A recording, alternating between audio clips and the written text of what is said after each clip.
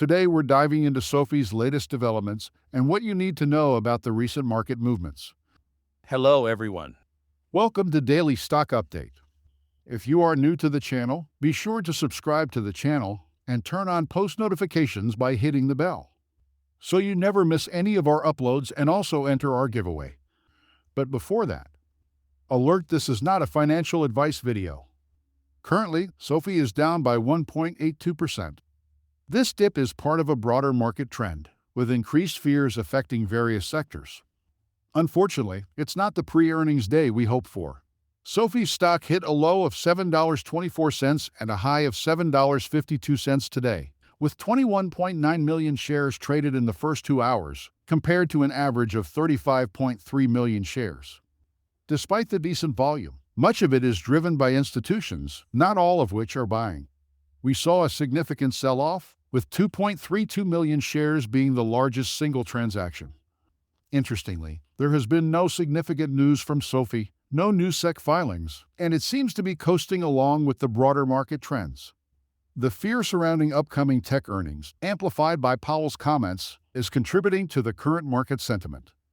Articles highlight that major US banks are preparing for potential defaults, a point bears often raise about SoFi, suggesting it could be heavily impacted if a recession hits. In a surprising move, J.P. Morgan analyst Reginald, with a 48% success rate, gave SoFi a $9 price target just before their earnings report. While the target is generally positive, the timing is unusual.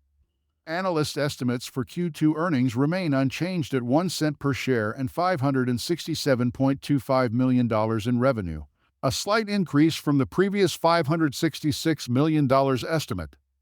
Over the past 90 days, there have been 3 positive and 5 negative revisions for SoFi's earnings per share.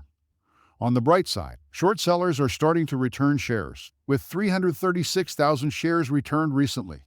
Currently, 16.98% of SoFi's free float is shorted, equating to 176.25 million shares. The utilization rate is 57.7%, and the short score stands at 72.02.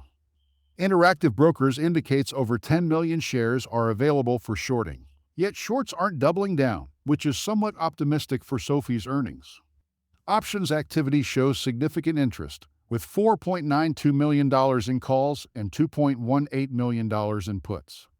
There's a strong consensus for SoFi to reach around $9 by the end of this Friday based on call options. On the bearish side, targets are sub $6, indicating high volatility. Despite the dip, SoFi is trading between strong support at $7.21 and resistance at $7.50. The stock hasn't been thoroughly tested at these levels today, which could be a positive sign.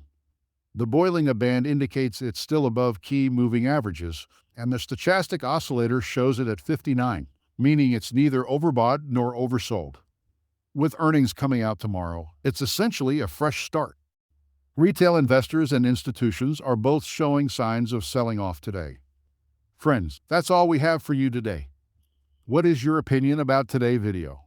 Get involved and let us know in the comments down below. Thanks for watching.